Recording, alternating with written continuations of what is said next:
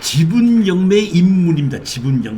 지분경매 제일 좋은 것이 지분경매에서 취하 동의서를 써주고 빠져나오는 것이 지분경매에서 제일 좋은 게 이거라고 봅니다. 저는. 자, 제일 첫 번째 물건 한번 보시겠습니다. 충청북도 음성군에 여기 보면 상가가 있는데 이거 상가가 지분으로 경매가 나온 겁니다. 강제경매입니다. 강제경매인 경우에는 취하를 하게끔 되면 취하 동의서를 제출해야지 취하가 되기 때문에 취하 동의서를 하려면 제일 먼저 뭐부터 봐야 되냐면 임의경매냐 강제경매냐 먼저 봐야 됩니다.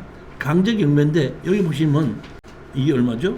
이렇게 여기 보면 1억 800짜리가 8,600까지 떠서 80%까지 떨어지지 않았는데 제가 이거는 틀림없이 취하될 거라는 걸 확신을 하고 무조건 입찰에 들어가라 이렇게 해서 저희들이 얼마에 들었냐면 91%에 들어간 겁니다. 그러면 제가 이거는 틀림없이 취하될 것이라는 걸 확신한 이유가 있습니다.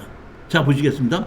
여기 보시면 대항력이 있는 세입자들이 하나, 둘, 셋, 넷 이렇게 세입자들이 4명이 있는데 4명 중에서 1명은 대항력이 없고 나머지는 전부 다 대항력이 있습니다. 보면 자, 대항력이 있는데 여기 보시게끔 되면 2003년에 있는데 확정 일자를 2020년도에 받았죠. 그러니까 이거는 기준권리보다 늦게 우리 기준권리보다 가압류가 기준권리다 보니까 2019년도니까 2019년도니까 여기에 보면은 확정 일자 2020년도에 받았기 때문에 이것은 제가 보기에는 배당 요구를 했다고 해도 배당이 안 되고 대항력으로 행사할 수밖에 없는데 그러면 우리에서는 대항력을 행사를 한다고 하더라도 저는 지분인 경우에는 대항력이 있는 임차인이 있다고 하더라도 크게 걱정을 안 합니다. 대항력이 뭐하는 것이죠? 홍 사장님, 대항력이 뭐하는 권리죠? 나가지 않을 수 있는 그대로 권리인데 우리가 5분의 1 지분 낙찰을 받았고 대항력 없다고 해서 내버릴 수는 없지 않습니까? 그러니까 대항력이 있든지 없든지 5분의 1 지분 낙찰 받은 사람으로서는 내보내지 못한다는 것은 사실이기 때문에 거기에 대해서 크게 신경 안 쓴다 이런 얘기입니다. 보시게끔 되면 공유자가 지금 보면 신누가 13분의 5, 그 다음에 13분의 2, 13분의 4, 13분의 2 이렇게 해서 상속을 받았죠. 상속을 받았는데 여기 보시게끔 되면 이 누구 거에 보면 뭘 해놨죠? 가압류를 했죠. 누구 거를? 이 선 누구 거를. 그러면 이 선 누구죠? 여기 보면 신인 누구를 가압류했죠. 신 누구를 여기 보면 가압류해놨지 않습니까? 여기 보면 요거를 13분의 5를 가압류를 해놓은 겁니다. 누가? 이 선 누구가. 이렇게 해놓고 지내고 난 다음에 보면 신 했는데 여기 상속을 받은 거를 신호 누구라는 사람이 다 넘겨받은 겁니다. 그런데 넘겨받은 것 중에서 아까 여기 뭐로 해놨죠? 13분의 2를 뭐로 해놨죠? 아까 가압류를 해놨죠? 가압류를 해놨던 것이 판결문을 받아서 판결문을 받아갖고 이 신누로 넘어가기 전에 가압류한 것이 13분의 2를 경매로 집어넣은 겁니다. 지분 경매에 있어서 제가 가장 중요하게 권리 분석을 하는 게 뭐죠? 주인으로 산 사람이 있느냐. 여기서 보면 여기 4명이 상속을 받았다. 1명분을 빼놓고 나머지 13분의 12를 이 신누구라는 사람이 주인 노릇을 하고 있지 않습니까? 근데 주인 노릇을 하는데 자기가 주인 노릇을 넘겨지기 전에 가압류된 13분의 2가 경매로 나오다 보니까 이 사람은 틀림없이 13분의 1을 다시 가져가야 되는데 다시 우리한테 살 수도 있고 공유자 우선 매수 신청할 수도 있고 취하를 시킬 수도 있는데 취하를 시키면 그대로 자기 게 되는 거죠. 이미 자기 거로 돼 있는 건데 내 이름 만들기 전에 때문에 경매로 나왔으니까 취하만 시키면 그대로 내 이름으로 되고 내 이름으로 다시 산대들과 할 필요가 없지 않습니까? 그러다 보니까 청구 금액이 얼마죠? 보면 청구 금액이 얼마예요? 1,300만 원밖에 안 되죠. 근데 이게 우리는 낙찰 금액이 얼마죠? 8,600이죠. 8,600이다니까 공유자 우선매수해서 해서 8,600을 할 필요가 없고 이미 자기께 이름이 돼 있는 거니까 하다 보니까 제가 확신한 거는 이거는 1,300만 원에서 갚아버리게끔 되면 자기 이름을 그대로 돼가지고 넘겨받기 때문에 이거는 틀림없이 취하될 것이다. 이렇게 생각해서 자신 났기 때문에 80%까지 떨어진 거를 90%에 써서 낙찰받은 겁니다. 사실은 이렇게 확신이 있는 거는 100%를 써나 90%를 쓰나 어차피 잔금은 안 낼 것 때문에 똑같이 마찬가지예요. 그래서 제가 이거 좀 높게 써라. 원래 제가 지르지 말으라고 하는 것이 제가 원칙인데 이거는 조금 질러서 그냥 써라 해갖고 낙찰 받았습니다. 낙찰 받고 아니 게 아니라 한 일주일 지나고 있다 한 열흘쯤 지나니까 연락이 와서 내가 누구인데 취하를 시키려고 했더니 취하 동의서를 좀 해달라고 그러는데 취하 동의서를 좀 해주실 수 있습니까? 하고 연락이 왔더라고요. 연락이 와서 내가 저로서는 틀림없이 취하 동의서를 해달라고 그럴 것이다 했기 때문에 그러면 우리 여기 오십시오. 오시면 제가 취하 동의서를 해드리겠습니다. 그럼 취하 동의서한테 돈이 얼마 필요합니까? 하길래 제가 돈이 얼마 필요합니다. 이렇게 얘기를 해가지고 왔더니 그분이 이제 오셨더라고요. 오셔가지고 우리 여기 도장 찍어주고 입금시켜주면은 취하 동의서 도장 찍어주라고 얘기해서 입금이 우리 법인으로 입금되는 게 확인이 되면서 바로 도장 찍어주고 우리 여기 강의실에서 도장 받아가지고 가져가서 취하시켰던 사례입니다. 이렇게 제가 보면 취하가 될 수도 있고 안 될 수도 있는 것도 있지만은 거의 권리 분석을 해보면 100% 취하가 된다 하는 것이 가끔가다 이렇게 나오는 것이 있습니다. 취하 동의서 이렇게 만들어서 여기에 도장을 찍어준 겁니다. 네 번째 물건입니다. 아파트 2분의 1 지분 매각으로 부부가 거주하고 있다 보니까 둘 다 주인 노릇을 하고 있는 겁니다. 자, 한번 보시겠습니다. 경기도 평택시 용의동에 아파트가 2분의 1 지분 매각으로 나왔는데 여기 보면 2억 5,200이 2억 5,200 그대로 100%입니다. 여기가 지금 2000 몇 년도죠? 22년도 1월 달이면은 부동산 가격이 올라간다고 이제 문재인 정부에서 부동산 가격이 올라간다고 할 그때쯤이었습니다. 보면. 그렇기 때문에 이것도 제가 보기에는 자 보시면 되면 근저당이 얼마가 있죠? 2억 6,700이 있고 그 다음에 누구죠? 여기 보면 양누가 있고 황누가 있고 78년생과 74년생인데 같은 주소로 되어 있는 걸 보고 이거는 남편이고 이 사람은 부인이다. 그러니까 두 사람이 다 같이 주인 노릇하고 사용하고 있는 겁니다. 이런 것도 제가 공유자 우선 매수 지분에 이거는 잘 투자를 합니다. 이거는 합의를 해서 취하돼도 좋고 안 해도 좋고 아무 문제가 없습니다. 가격만 떨어진다 그러면 제일 첫 번째 이거는 여기 보시게끔 되면 강제 경매가 얼마지 신청한 것이 얼마죠? 여기 보면 5,200만 원이죠.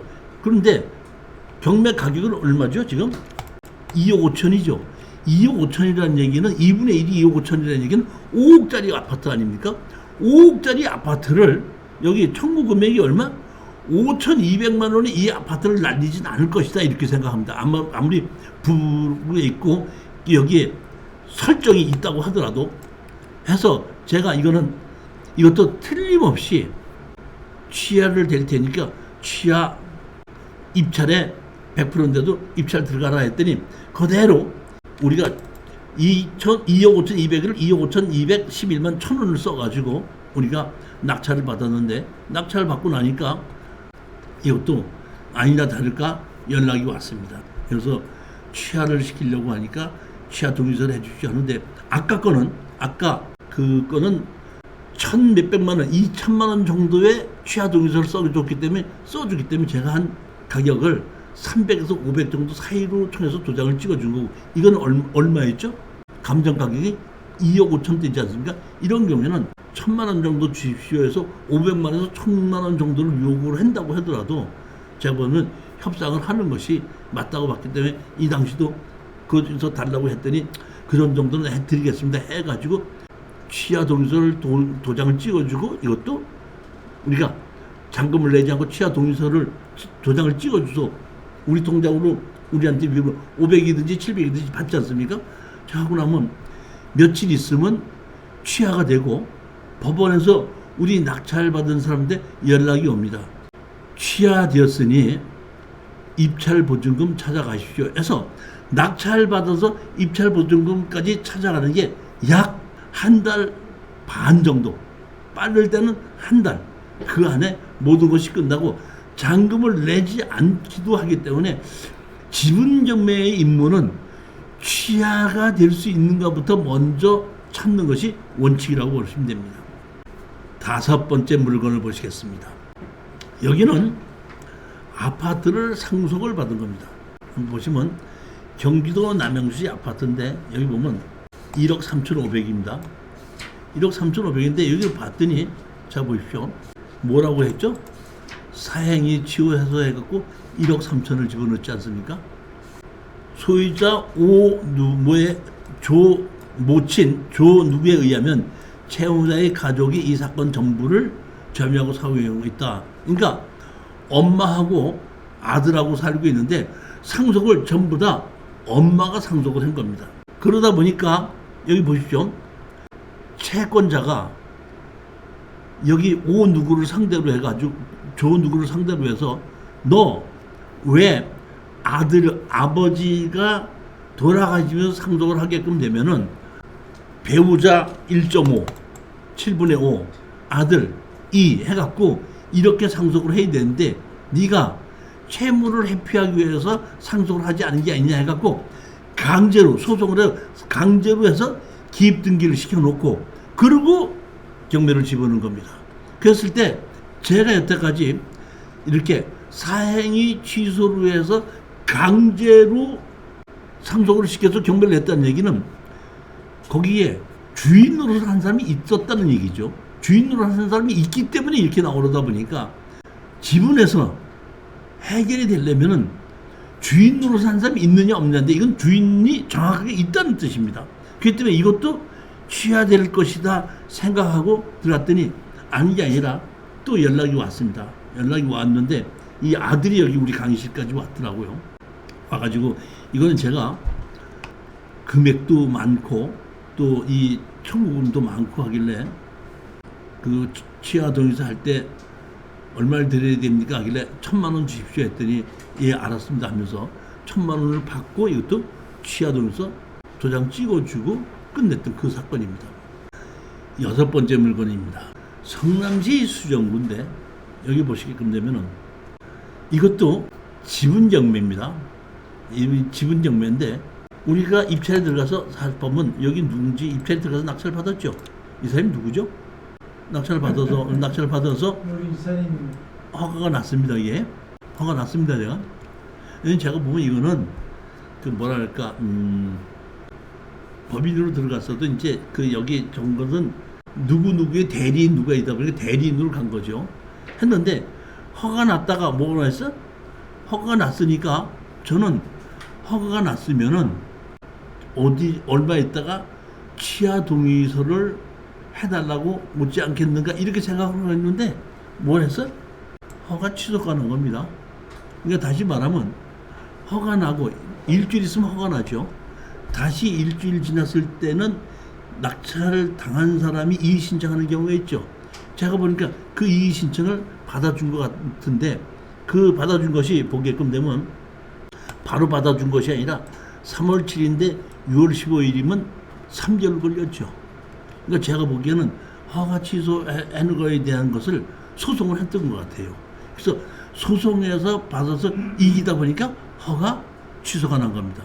허가가 취소 나다 보니까 취하가 되면은 취하를 시키기 위해서는 그때 돈을 받아가야 되는데 도장을 받아야 되는데 허가가 취소되다 보니까 법원에서 연락이 왔더라고요. 이게 허가가 취소됐으니까 입찰 보신 거 못한다? 받아가시라고. 그래서 이거는 그 뭐라면 취하 동의서 도장 없이 할 수 없이 입찰 보증금만 다시 받아왔던 그러한 사례입니다.